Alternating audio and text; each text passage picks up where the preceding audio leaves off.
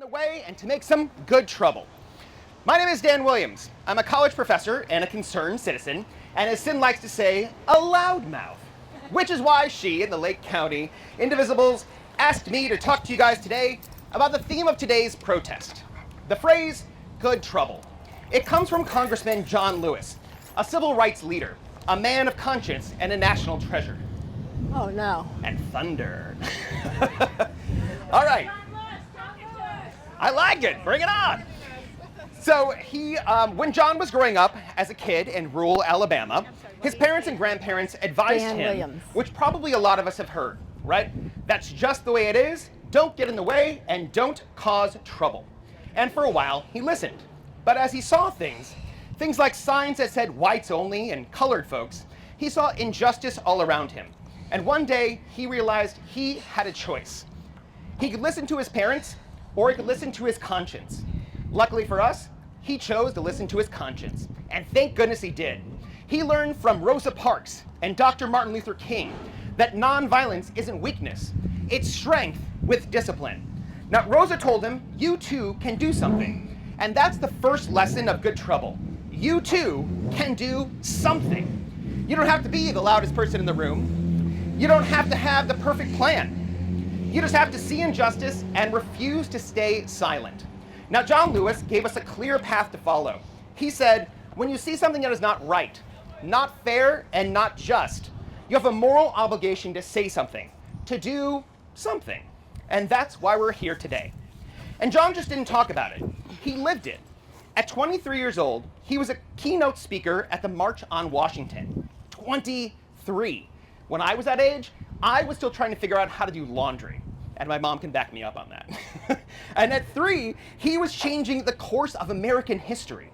Now, 2 years later, on the day that we now call Bloody Sunday, he led 600 peaceful protesters across the Edmund Pettus Bridge in Selma, where they were marching for the right to vote. They were met with violence from state troopers. They were beaten, but not broken. Their courage was broadcast across the nation, and that moment helped lead directly to the Voting Rights Act of 1965. Now that is what good trouble can do. It isn't about rage. It isn't about violence. It's about standing firm in the name of justice and refusing to give in. And we need that same kind of courage now. Here in Florida, there are people in power trying to drag us backwards. They're banning books, attacking LGBTQ plus kids, turning public schools into political battlegrounds, and now they're coming after our safety nets, like cutting programs like SNAP, Medicaid, and housing assistance that keeps our families alive and afloat in their time of need. And just a few miles from here, they opened something called Alligator Alcatraz, and it's a detention camp for immigrants. It sounds like a theme park from hell, but it's very real, and it should horrify us. This isn't the first time in our country that we've done something like this. During World War II, we rounded up Japanese American families, including children, and locked them in internment camps. These were US citizens who had done nothing wrong. We told ourselves then it was for national security, but the truth was that it was fear and racism. It was wrong then, and it's wrong now. Yep. Years from now, people will look back on what we're doing today. They'll ask, who spoke up? Who stood by? And who tried to stop it? That's why we're here. Not just to remember history, but to refuse to repeat it. Now, I want to tell you a quick little story, right? Now, when I first started going to the Tesla takedown protests, which, by the way, is where I met Sin, I tried to get my friends to come along, but they were scared. They thought that we were going to go light Cybertrucks on fire and burn the dealership to the ground. And I had to explain to them that that is not good trouble. That's just vandalism and also very much illegal. What we were doing is we were using our First Amendment right to assemble, like we're doing today, to be seen and to be heard, like we're doing today. Now, the media doesn't always show that. They zoom in on the loudest moment or the wildest sign and ignore the rest. They miss the real story, that regular people are showing up with love in their hearts, determination in their voices, and a deep belief that justice matters. Now that is good trouble. Now, having said that, just because something is legal doesn't necessarily make it right. Now, what's happening now with our immigration crackdowns might be legal, but it doesn't make it just. The so-called Big Beautiful Bill that passed on July 4th gave ICE an unbelievable $75 billion, that's with a B, over the next 4 years. $45 billion to expand detention camps, and $30 billion to ramp up deportations and arrests. To put that into perspective, ICE's whole entire budget last year was just under $10 billion. They didn't just double it, they multiplied it more than 7 times over, which is crazy. So the question becomes, even if the law allows it, is that who we want to be? No! Right? No is right. According to a Gallup poll released on July 11th, most Americans say no. 62% of the country disapproves of how Trump is handling immigration, and 79% believe that immigration is a good thing for the United States. So while the law might back this crackdown, the people do not. And in a democracy, that matters, right? Also, in the spirit of good trouble, I want to talk about one more thing, and of course it's the current hot topic, the Epstein files. I know. Now, Trump and his MAGA allies have promised to release them. It has always been one of their rallying cries, a symbol of exposing corruption. But now, they claim the files don't exist. They keep telling us to stop asking about them. And Trump even mocks his own supporters, calling them stupid for even asking about them. But here's the thing, people are still asking about them. And that's a crack in the MAGA armor that we can't ignore. How many of you have had friends or family who supported Trump? Yes. Yep. Yeah, I know. I do too. And this is the first time that some of them are starting to ask these hard questions. This is the moment not to shame them, but to welcome them back. If someone is questioning what's currently going on, do not say, "I told you so." Instead, say, "I'm glad you're asking these questions." Now, when I studied psychology in college, I learned that people don't leave cults because of confrontation. They instead leave because they start asking questions themselves. And right now, these questions are bubbling up.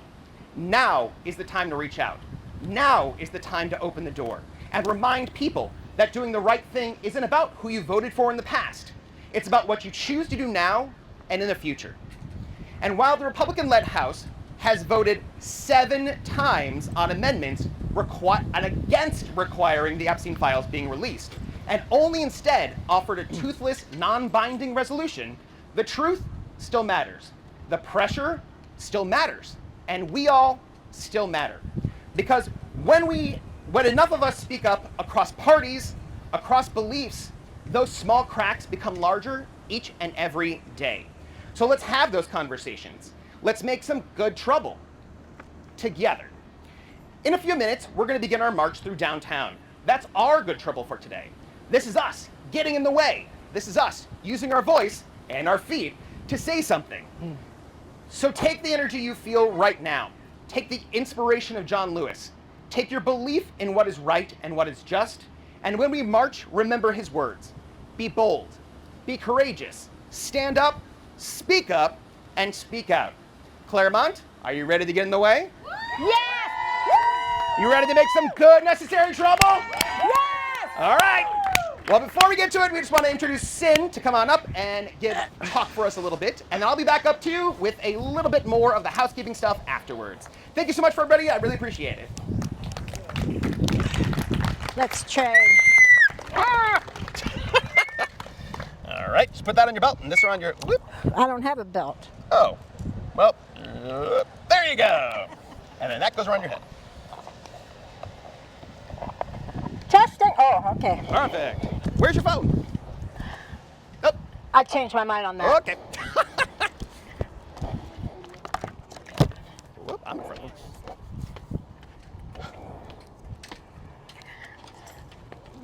Okay. I'm old. I forget. I can't memorize anymore, so I got this, okay? Okay, before I start my speech, please remember what that orange freak in the White House said last July. Get out and vote. Just this time. You won't have to do it anymore. 4 more years, you know what? It'll be fixed. It'll be fine. You won't ever have to vote again. Was it a joke? Maybe, maybe not. Trump has recently pressured Texas leaders into potentially unlawful mid-decade redraw of its congressional districts to shore up the GOP's chances in next year's midterms.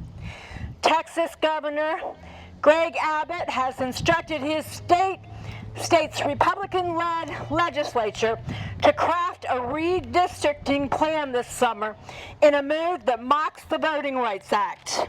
John Lewis's accomplishment. Trump's Justice Department has specifically targeted 4 House seats with sizable Black and Latino populations for redraws. And on Tuesday, Trump openly told reporters that he's pushing for a very simple redraw so that Republicans pick up 5 seats. He added that other states could also go through redistricting. The openness with which this president, along with his traitorous allies, are seeking to maintain power is clearly chipping away at our democracy. Here is our add-on to the Declaration of Independence. When a government fails to represent its constituents and performs tyrannical acts affecting life, liberty, and the pursuit of happiness, it is the right and the duty of the people to throw that government and return equality to every person. When a government fails to represent... Oh, I already said that. In the year 2025, in the United States alone, 801 billionaires possess a combined wealth of $6.22 trillion. The richest 1% of the global population now have more than the bottom 95% combined. This rapid accumulation of such wealth among the few negatively impacts a high percentage of us, the American people, and the people of the world. We address this declaration to the ruling class of oligarchs who have created this inequality, and we challenge your authority to do so. Our insights? We see the despair you have created in millions of Americans due to your greed. We see the distractions you create as you exploit the last resources of the earth. We know hate is your favored tool of division, and you stir it up to your own benefit by pitting the right against the left. We know there are harmful chemicals, metals, and plastics in our food, cosmetics, air, and water. Microplastics and other toxins are a cause of our illnesses and anxiety. We see you profiting from a largely ineffective and way overpriced medical system, and we no longer believe it's our fault we can't thrive. We see war as a battle among oligarchs. We have no hate for fellow human beings across the globe or across the town. And we will not fight for you. We see you culling the sick, the disabled, the elderly by removing resources or applying endless layers of red tape until dispirited people are homeless or dead. We see why you ban abortion. Oligarchs need workers and buyers, or capitalism dies. But women are not baby machines to prop up your tottering dynasties. We see violence towards women and the LGBTQ plus community as a tactic to keep them feeling divided and unsafe. We know the American people have been kept compliant with ill health, delivered through a chemical-laden and barely nutritious food supply, and stress from your actions. We see how you discredit doctors who don't play Big Pharma's games, and ostracize or jail those who use plants for healing. We see your showmanship, your denials, and your bullying carefully orchestrated for division and control.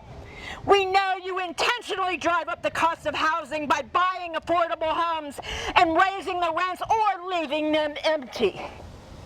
We see employees with signs of mental illness are discarded to the streets. The pressure to cope with your constraints, as well as untreated trauma, is incredible. We see how we are encouraged to soak in entertainment and alcohol, to numb ourselves to the constant friction of this life you have carved out for us. We see how you discredit people who aren't awake enough to see you. Our demands? The American people are raising our consciousness levels high enough to see your inexcusable constraints on our right to live in abundance on this earth. We demand the cessation of all hostile actions towards the American people so we can heal the divisions you put forth for us to stumble over. The ruling class criminally exempted themselves from taxes while forming illegal monopolies and paying stagnant wages for many, many millions. We will levy back taxes and distribute that wealth to where it is needed. We demand the end of immigrant persecution and enslavement now. We demand an education system that prepares us for being fully human, not for subservience to an oppressive ruling class. We demand alternative energy at a fair cost, phasing out earth-warming fossil fuels. We forbid the use of nuclear arsenals and demand their dismantling. We demand the end of harmful plastics, chemicals, and coatings that poison us and make us anxious. We demand a free press that delivers uncensored news. We demand retribution for the victims of the manifest destiny and for the descendants of the enslaved. We demand the dissolution of this for-profit government. We demand the redevelopment of democracy by a diverse group of people who want to lead, not get rich. We will only trust those who have earned our respect to reform our current biased government systems. Prisoners will be truly rehabilitated so they can recover from tragic lives and forced labor. The for-profit prison system will be dismantled. If the oligarchy walks away from businesses that are vital services to humans, we will take them over and run them with heart and fairness. The vast real estate held by the super rich will be turned over to the people who will control rents and property values fairly. Medicine will revert to a focus on healing the whole person, not on profits, and will be widely available and affordable. Our energy and attention will no longer be on hate. Community and connection will arise for all people. Industries damaging to the earth will cease, such as fracking, polluting, mining, damming rivers, and burning fossil fuels. Green energy will fill the gaps. We will establish the American dream for our youth and teach them what real freedom feels like. It only takes 3.5% of the population to engage in sustained strategic protest to achieve significant political change. Everything we do from here on out is grounded in three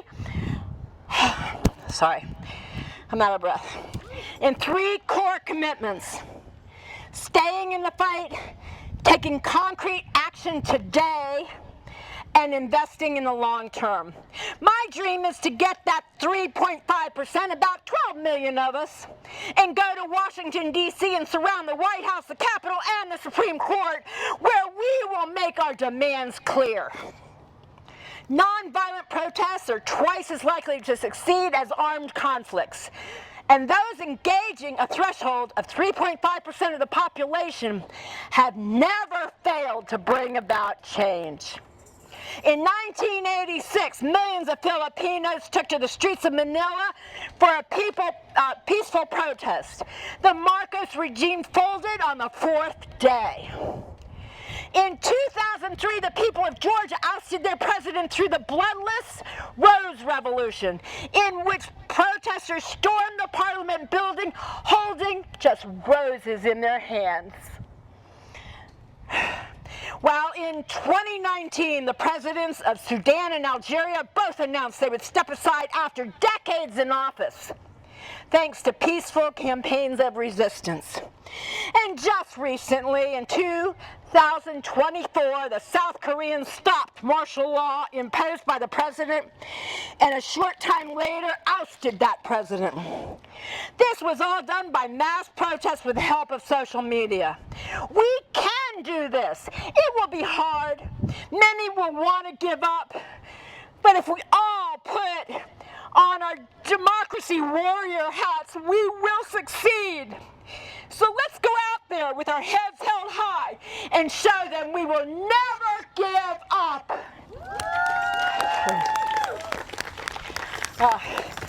Thank you.